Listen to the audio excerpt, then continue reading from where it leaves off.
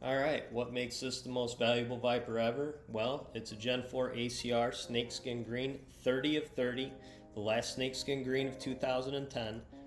The thing is, it's the price. It's not so much that the price is going to go to $1 million. It's not so much that, these things are just going to the moon overnight like the Gen 5s did.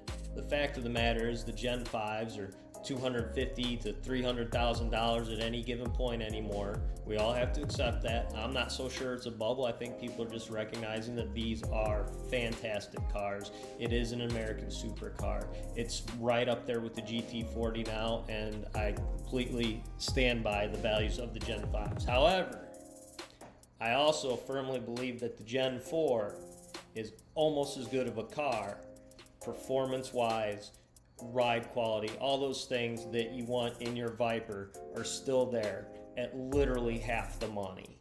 Now, is the Gen 5 double the car for double the money? I don't think so. Aesthetically, it's great. It's fantastic. I love it.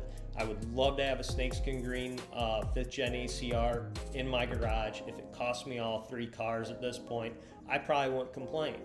However, this car here at half the money has been a fantastic value, and that's just what I'm talking about, is value.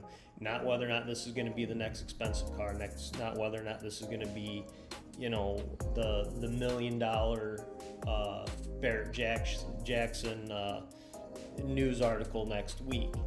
But from the Gen 1 to the Gen 2, I think, especially in the ACRs of the Gen 2s, you're missing things like the brakes, the adjustability of the coilovers, I believe.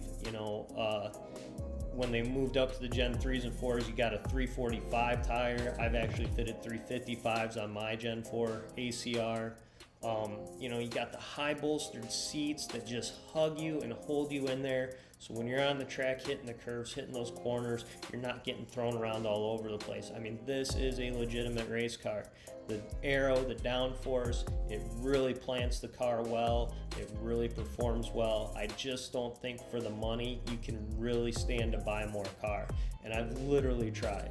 These are for sure the most valuable Vipers out there right now.